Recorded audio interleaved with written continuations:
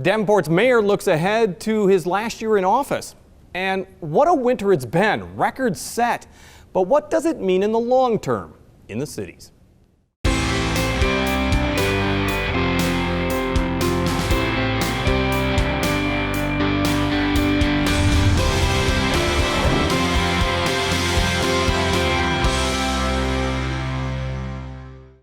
Davenport's mayor says it's time to move on. This is the last year Frank Klipsch will lead the city. So what might we expect in the year to come, and what is the state of Davenport? Joining us is Davenport Mayor Frank Klipsch. So glad that you join us. My pleasure. Good to see you. Let's start. Why'd you make the decision that you don't want to run for another term? Well, I've got 10 grandkids, and one of my sons said, if you run another time, they're going to be 7 of your 10 will be in high school and college.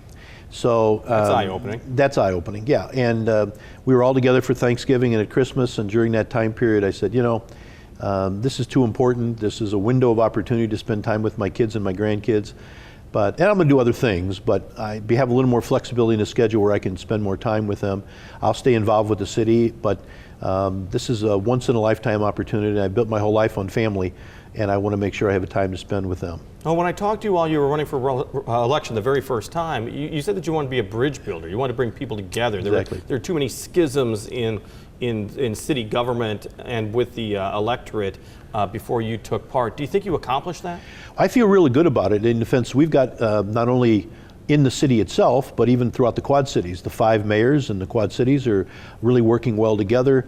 We're getting together the not-for-profit entities, the companies as well, the developers all getting together in one room and discussing issues, and I think that makes a big difference, and we're having a lot of good success. And as you can see, and the electorate can see, we've had very little fighting going on, because I think we get together, find out what we agree upon, and build upon that, and I think that's important, and it's been successful for us. We've got a lot accomplished, and hopefully we'll continue that in the future. I know that you wanted to make a lot of the commissions, a lot of the groups more, how do I say this? You wanted to change the way some of the commissions work. Well, I think the idea was, I think of the Levy Commission, and I think of the Human Rights and Civil Rights Board. Yeah, well, I think this is just the beginning of that. We've done a Citizens Academy. My idea was also getting more people involved. Right. So we have done that. So we have more and more people who are applying to be on committees, boards, and commissions. So I want to make sure if we're getting people engaged, there's an opportunity for them to participate. So one, I want more city and citizen participation, and so to that we want to make sure, for instance, on the now Riverfront Improvement Commission, it went from 7 to 11 representatives. It literally now have a chance, all the aldermen get to pick a representative. More people are involved in that, and we're making a lot of good progress there. And let's talk about that for one quick second, because that is the Levy Commission. People may not understand what it does. I mean, it's almost it's an independent group that pretty much is the caretaker of the entire Davenport riverfront. Well, predominantly the area right at the base of the, yes. Which I like to call now the sky sculpture. You know, I think we look at it as a sky bridge, but that area in Main Street Landing, at one point that was an area where there was a lot of commercial development, and they wanted to make sure years ago that money then stayed in that area to do improvements. Now, as we've changed that and there's not as much commercial, it's still important to look at the future and have a good group of individuals, a cross-section of people, and now more individuals who are going to help us look at the riverfront and how we can develop into the future. The other area was, of course, the Human Rights Commission. I mean, both of these became very contentious issues while you've been mayor. Well, I think part of the issue is change is difficult for anybody. As I think maybe 4 of my 10 grandkids are African American. They were adopted. My daughter married an African American woman.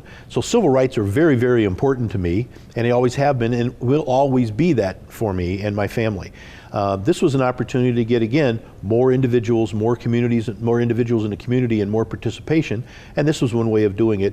And I think in that, opening and furthering communication is what the goal was, and we're working actively towards that. Looking back, do you have any regrets on how this was handled?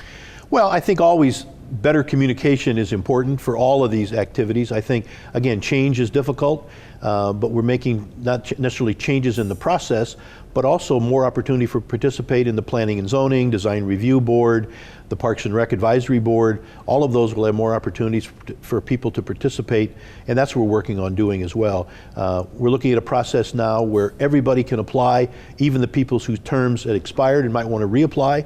All of those will be able to have a chance to reapply, be reviewed with all the other candidates, and then we'll make decisions based on that. It's 2019. Mr. Mayor, what is the state of the city? I'm going to say this is really great. I'm upcoming in February 25th. I'll be doing the official State of the City message.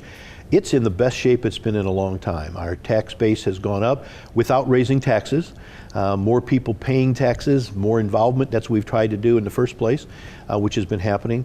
Our reserves are in a good solid position. Our bond ratings have gone up. We've got with Sterilite and Craft and other development. Downtown has really been phenomenal, its growth. Not only it's become a neighborhood in and of itself, but all the commercial and retail development, the restaurants and other features that are going in there. So we feel very good about this. There are challenges. Obviously, we have some really strong initiatives on the juvenile justice issues, and we're working on those. Urban revitalization is another one of our plans. As the city grows, we want to make sure that all of our legacy neighborhoods, but neighborhoods throughout, continue to be revitalized. So that's all part of the plans that we're working on. But we've got good, solid resources in place, a good, solid group of people, and a good long-term plan to be able to deal with these initiatives. Well, I want to touch on a couple of those in Okay, particular, great. because you talked about downtown, really a renaissance. Davenport almost, I apologize, a little late to the table. I mean, you think of how Rock Island was in a renaissance, and then Davenport just seems to have picked up steam in the last 10, 15 years like nobody's business. Well, I think that was a good initiative. It's one of those things you can look at, like people said with Craft and Sterilite, wow, this just came overnight. Well, it's a 20-year plan that's come overnight. That's the same thing with the downtown. It's been long in coming, but planning all the way along to make that happen. So a lot of the aldermen and mayors of the past were involved in that, but we've been able now to bring that group together and get some really monumental improvements going on right now. Well, and you talk about the Craft, Sterilite Craft construction on the far northwest side, but you think of the Craft building that's being left at downtown. A lot of people see that as a lot of brick and mortar. I can't help but think that that's going to be a major gateway to what some people believe is the neglected west side. Well, I think one of the things as part of the agreement with Craft in particular was that they will, as part of the overall economic development agreement with the state and with the city, that their responsibility is to clean that site and make it ready for that next round of development, or find a suitable developer who might want to come in and utilize that facility in some way. But we wanted to make sure for the citizens that we didn't have an old aging building sitting there for years. So that's part of the agreement, that it's starting now, the timeline to get that done. And it may take 18 months to 2 years to do it, but there's a plan in place to have that. And now think about that, a beautiful site, potentially right along the river, that could be used for future development, and that'll be part of the next step of that. And don't you think that that type of a development or that type of improvement in that area just will keep sparking as you further go down to the west? Oh, definitely. I mean, the total renovation and the money we spent on Rockingham Road recently, there was a lot of development there. We're looking at further development as we go west. Alderman Dunn, who represents the First Ward, continues to do a great job bringing those projects to light, as well as the other aldermen that lead up to that particular area. So it's very important to us to make sure we keep working on the west end as part of the entire global look at our entire community. And that's a good example, Jim, that's a good gateway going into the west end, which is a historic part of what our community is all about. But managing development in Davenport has got to be a major task. It's like juggling balls, because almost like weeds, things pop up where you may not expect it. I mean, I think the city knew Elmore was going to be a major development when they extended it north of Kimberly. You're seeing that, but now you're kind of seeing North Park Mall area getting, believe it or not, an aged retail area. Is it something that you're going to have to keep an eye on, like North Park and Brady Street and some of these areas that were the big hub of commerce that might be falling a little bit? Well, that's a great question, because that is something on our radar and something we're working on as well. What do we do with revitalization of North Brady Street and the areas, again, around the mall? Malls are changing. There's so many more stuff being done over the internet, being purchasing and whatever. So that's something we're looking at as well, working with the developers there. What does the future of that area look like? There's some initial good retail still going on there, so we want to make sure we support that, give an opportunity to do others. The thing about development that I think the people really need to get a sense of, a lot of the development is two private individuals coming together and us making sure that what they want to do fits in the place they want to do it. A good example of that is Costco. There was farmland, and a private developer came in with no city incentives, no financial support from the city, and said, we'd like to buy this land. The people who were there said, well, we'd like to sell it, and we'd like to build this. Is it okay to build that here? People have said, why didn't that go further, maybe out on Elmore or somewhere else? Well, this is a private individual who wanted it there, and a landowner who wanted to sell the land. and then we determined that it was okay to build it there, and it was going to make sure that all the neighbors around it were going to be taken care of. And actually the traffic's been, as much as it's busy, I think it's been handled pretty well, and that's with further development around that area. There are two private individuals, a private landowner and a private company, who want to do something there. We're not mandated. We can't tell somebody you have to build this restaurant or this development in this area, but we just have to make sure, if you decide you want to do it, that it in fact meets the needs of that particular neighborhood and those neighbors are taken care of. I drive that area so often. I was ready to get mad at you.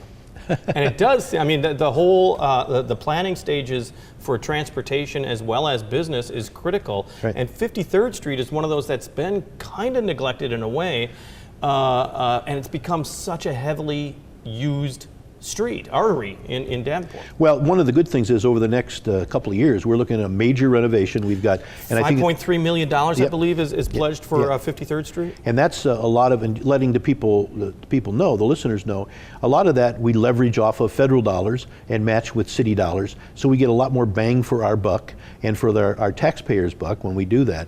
So that'll start happening and moving again, expanding, adding another lane, and doing a long-term development of 53rd Street from Brady all the way to the Elmore Circle, and I think that's going to make a big difference as well. You know, you mentioned that about we've committed $43 million in street, sewers, and infrastructure in the next capital year, which starts in next July, this coming July.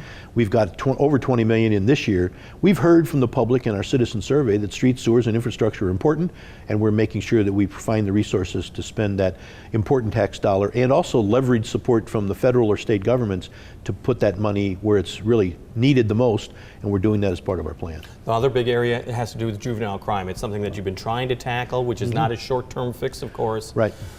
What can we expect to see in 2019? Because you've discussed some of your priorities. Will we actually see some of these come to fruition? Well, the great news is, I think it's important for everybody to understand, people come up and say to me, what are you going to do about this?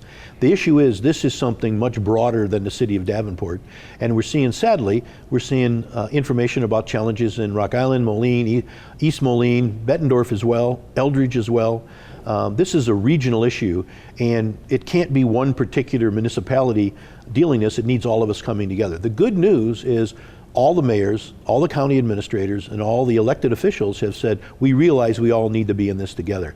So really, we're looking at the Scott County Kids Program as part of the decategorization project, kind of pulling together a group of folks to kind of lead the initiative going forward. We'll be an active player as a city of Davenport, but I know we're representatives from all the municipalities, both in the juvenile court services, there's judges on this group as well, and citizen participants, because it's going to take all of us coming together to find ways to not only, again, I've repeated this many times, we can't arrest a way out of this. You know, we're arresting all the kids that cause the issues. We need to find a way to in fact get in front of that for those that are yet to come. But the same note, when a young person is arrested, we need to give with the juvenile assessment center concept, and it's two parts. It's a juvenile assessment center once some kid is in fact arrested, but it's also in preparation before that a family support center that hopefully provide preventative resources along the way. When their kids are struggled, how do they find help before they get into a juvenile court problem? But once they're arrested, an intense psychosocial evaluation, and then find out specifically the needs of that child, that young person, and some are 9, 10, 11, 12, all the way up to 17 and 18. Right. We want to make sure we provide the resources, and some do need to be detained, and they will be. But a lot of the others, we don't want to put them in a position where they just learn to be better criminals. We want to find a system that they get what they need to find alternatives. One thing is restorative justice. What is this, so a young person knows the crime that I committed, what impact does this have on people? And get a sense of, it's not just some random juvenile act, that it does have long-term effects. There may be somebody whose car's gotten stolen who loses their job, or they can't get the things that they need. People need to understand that, and that's part of this whole process. Restorative justice, as well as that intense scrutiny, but also the psychosocial evaluations, get the kids the services they need, and continue to make sure our streets are safe, and throughout not only Davenport, but through the Quad Cities. Davenport Mayor Frank Klipsch, your last year in office. Thanks so much for joining us. My pleasure. We hope to talk to you again soon. Thank you very much. In a moment, celebrating the winter that we have right now. What can we expect in this month of February as the snow continues to fly? But first, here's Laura Adams, Out and About. This is Out and About for February 4th through 10th. The 61st Annual Rock Island Antique Show, the Quad City's largest running antique event, is coming February 9th through 10th at the Plumbers and Pipe Fitters Union Hall in Rock Island. The Rock Island Arsenal Museum is hosting a brown bag lunch and learn on Italian POWs February 4th. Also on Arsenal Island, the traveling exhibit Unconditional Loyalty, the military service of African Americans. The exhibit is free and runs through February 28th. Quad City Arts present Esprit de Corps, the Brotherhood of Paratroopers, Rangers, Special Forces at War through March 22nd. A reception will be held February 8th from 7 to 9. The Erie Annex in Erie hosts a vendor craft show for Sweethearts February 10th. Americana's Wild Child, Cluster Pluck, mixes bluegrass, folk, rock, and country into a hearty sonic stew at the Bishop Hill Creative Commons on the 9th.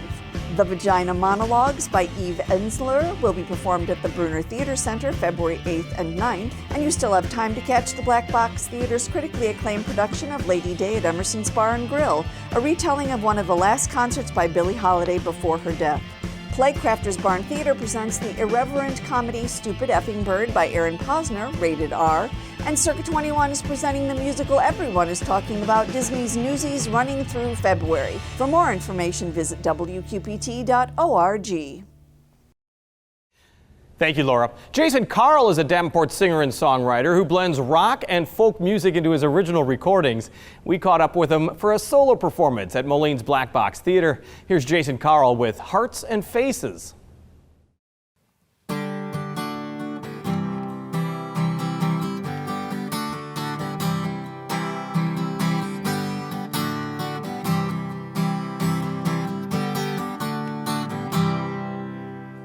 In the bitter cold, I thought of you. Out in Colorado, living it up.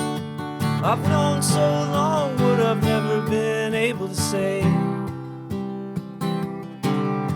And I'm holding my breath cause I believe in you. I wouldn't say it if it weren't the truth.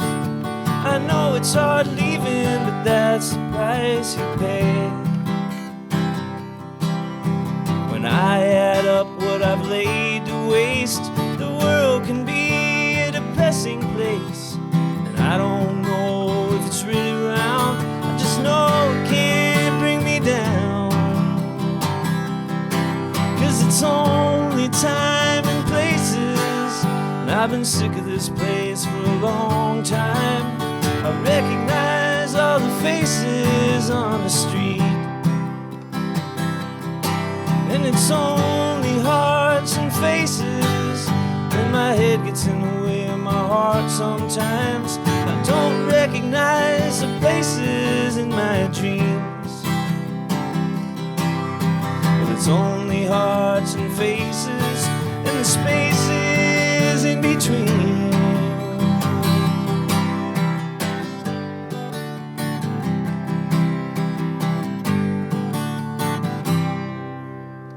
The second time I noticed you, I wish I could say I knew what to say, but I don't get approached by many girls like you.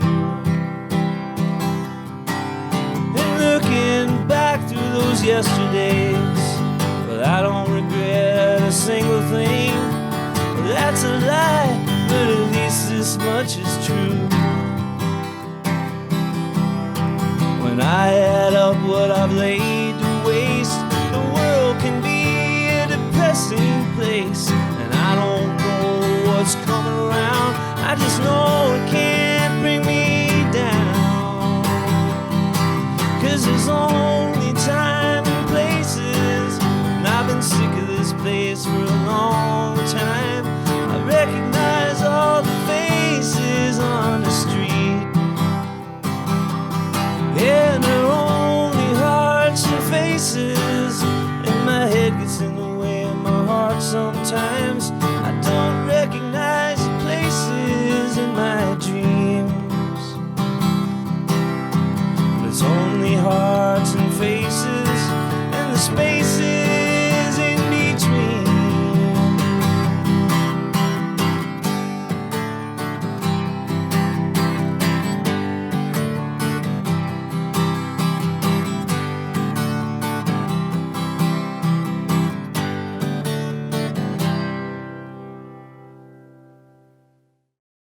Jason Carl, the frontman of Jason Carl and the whole damn band, joining us on stage with a song that he made, Hearts and Faces. Well, welcome to February, and the light is at the end of the tunnel. It's been a wild and woolly winter. Each month has thrown something new at us, but is that really anything new? Joining us is meteorologist Eric Sorensen of WQAD News 8, who also took part in a international or a national look and conference in regards to global warming. Yeah, with the Society of Environmental Journalists, their national conference in Flint, Michigan this past fall, learning more about the science of climate change, because we're learning more about it and learning more about how our globe is warming. And I want to talk about that in a moment, but I want to talk about specifically this winter. Yeah. It's a roller coaster. I mean, you start November with a lot of snow, then you get December where it's really warm, you're going, hey, we're gonna get out of this. January, records are being set. February, it's up for grabs. It's one of those things, Jim, and I learned a long time ago to be careful making winter projections, right? Because you can have one big, huge snowstorm and that totally takes off all of the numbers. And so the big blizzard that we had back in November, you know, we could have no snow the rest of the season and we'd have a banner year, right? But this has really been one of extremes where you have lots of snow. December was really mild, we only had an inch of snow. January, we're gonna break records for not only snow but cold, and it looks like the colder than normal or more active pattern is going to continue into February. So the more, how do I say it, the more active and big fluctuations that we have are actually a hallmark of climate change. And let's talk about that, because critics would instantly say, oh, it's so cold, I thought the Earth was heating up. I think it's really important that people like to point out that one is weather, one is climate. Those are two very different things. Yeah, and it's one of the things that it's easy for us to look out the window in our most recent cold snap and say, wow, where's global warming? We need more global warming. We would be more comfortable, right? But you really have to look at the whole sphere, the whole globe, and be able to look at, while we were 25 below zero, it was 40 degrees in the morning in Anchorage and Fairbanks, Alaska. So they were increasingly warm. Just recently, of course, it's summer in the southern hemisphere. Records were broken all over the place in Australia, 120 degrees there. So yes, it's cold weather here, but the warm weather around the globe is offsetting it. And when we add it all up, there's no way to deny that we're warmer than we should be. Is this an accelerating situation? I mean, are we seeing the planet warming up quicker? Are we seeing the problems, particularly for us at the North Pole, becoming exacerbated each and every year? Or is there a way to slow this down almost immediately? There's more crazy things going on. I mean, and that's the easy way to say it.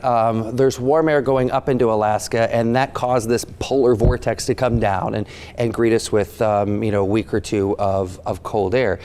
The weird things that happen with climate change happen here in Iowa and Illinois in the winter versus the summer. We don't have 100-degree days very often in the summertime, but we do have 50-degree days more often in the wintertime, and that's out of the ordinary just as much as those hot days are in summer. Climate change, of course, we always talk about temperature, but what about precipitation? Because that's what we're seeing big changes as well. We seem to sometimes see drier summers than we ever saw before, and then if you take a look at what we've seen in the past few weeks, a wetter winter. Yeah, and we have to look at the variability of it. For instance, California used to have a forest fire season. Now it's forest fires all year. They're possible because we've shifted the jet stream. As we shift the jet stream, we're going to get more cold air down here because it's got to move somewhere. There still is cold air at the top of the globe. It's just, when are we going to see it? And as far as droughts and floods go, we have to kind of remember that 6 of our top 10 floods of the Mississippi River have happened since the Great Flood of 1993.